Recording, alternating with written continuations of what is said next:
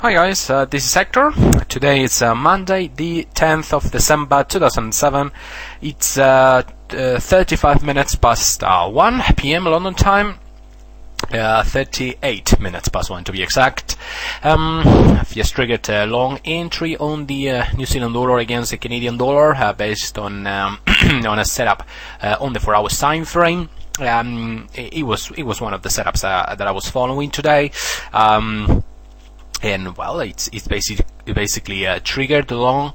And let me try to explain the reasons of why I've taken this entry and all the elements that are I'm seeing on my charts. Okay.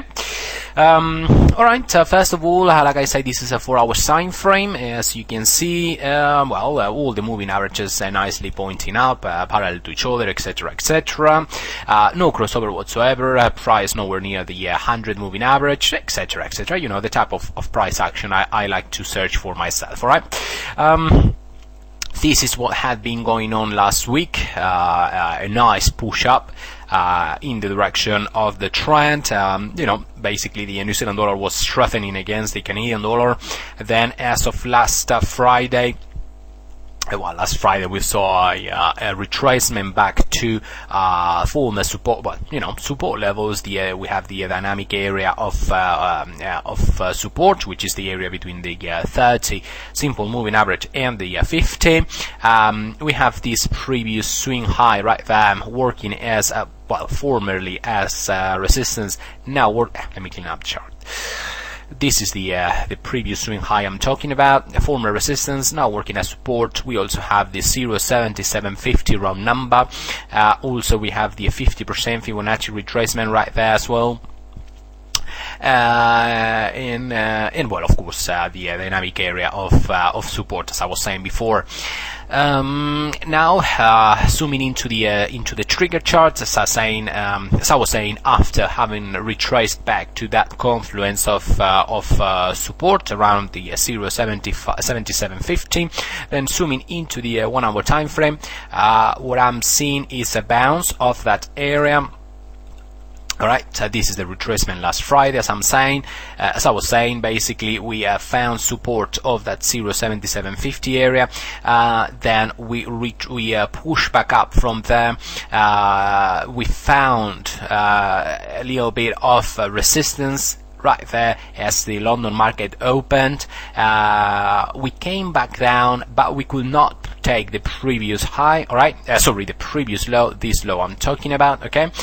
Basically up on the final low, price bounced up off that level of confluence of support I was mentioning before. We found a temporary resistance at the retracement trend line. From there, the bears unleashed another attack to the lows of the day, the 0.7750, the key level to keep an eye on today.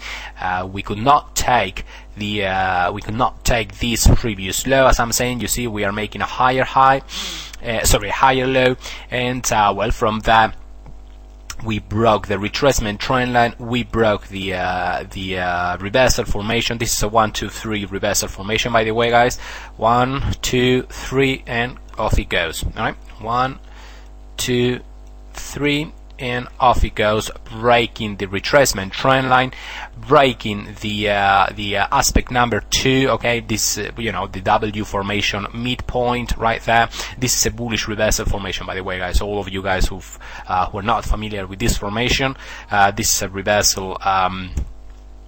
Bullish formation, okay, right off an element, a confluence of support, and we have the inverted inverted M or W or 1, 2, 3 formation, whatever you want to call it, with a trendline breakout right off the confluence of support in an uptrend, as we've seen on the 4 hours time frame. So I'm basically effectively long in this trade. I think I have a few elements working in my favor.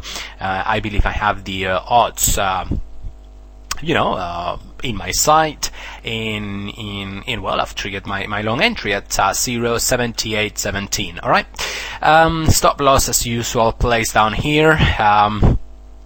below the last pullback. I'm gonna take half of my position out at the previous swing high, 0.7884, which actually comes around the average daily range for this currency pair very nicely. All right, we are gonna be hitting the previous swing high just as we meet the average daily range for this currency pair, and that's always nice to see. You know, to scale out a little bit of your position and move stop to break even as the average daily range and previous levels of resistance are met, you know, in order to offset a little bit of risk on this trade. And from that, if the trend is to continue, I'm gonna take my second target, my second part of the trade, right before hitting the 0.80 round number, okay, just in case we find a temporary resistance of that very round number level. Actually, if I go back into the 4 hours time frame, and well, you know, basically I measure the previous swing distance, okay, and I add it to the tip of the retracement. It takes me all the way up here, okay, right up there to the 0.8030 level. But like I said, we have the 0.8000, very strong, very you know, round number, and I've decided to I'm gonna decide to place my final exit order before hitting that level. In my opinion, it's not worth to, you know, try to squeeze. Actually, let me stretch out a little bit the chart so you see that better.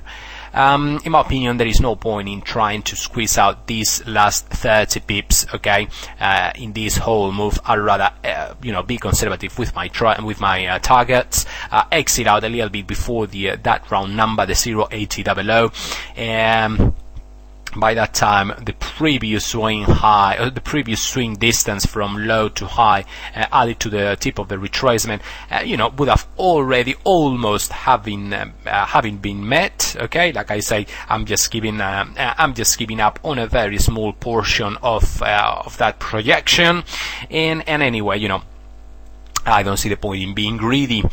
So once again, let me repeat my levels. Entry level, actually perhaps you can see that better in the hourly time frame. There it is. Entry level, once again, 0.7817.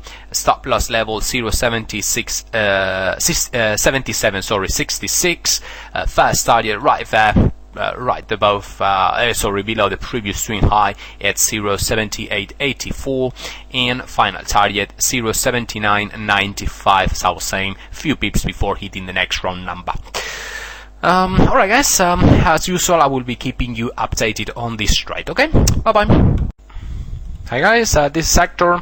One quick update on this trade that I have open on the New Zealand dollar against the Canadian dollar. Just to let you know that I've closed half of my lot size out a couple of pips before hitting the previous swing high. As you can see, we are going through a little bit of a retracement. This is very typical market reaction, and that's exactly the reason as of why I like to cash my few pips out of the trade as I hit the previous swing high. Sometimes, you know, when the swing hits the previous swing high, well, you know, many traders, such as myself, at the end of the day, I'm doing this very same thing myself, like to close out a portion of their trades, and therefore price is bound to react a little bit off that level, right? Anyway, like I say, I've taken half of my lot size out for plus 62 pips. Stop has been trailed to break even right there, and well, I'm gonna let the second half of the trade run to either its final target, or, well, you know, until I am stopped out at break even, like I say. All right, folks, whatever the outcome is, I will keep you updated. Bye bye. Hi guys, this is Hector. Today is actually, it's been 2 days I had this trade open. Today is the 12th of December 2007. If you remember, 2 days ago I opened a long trade on the New Zealand dollar against the Canadian dollar right there. I took half of my position out there. It retraced back almost to stop me out at entry levels, but from there, thanks God, price today has been moving up, and it's finally hit my final target for plus 165 pips on the second half of the trade. Alright guys, that's all for this video. Bye bye.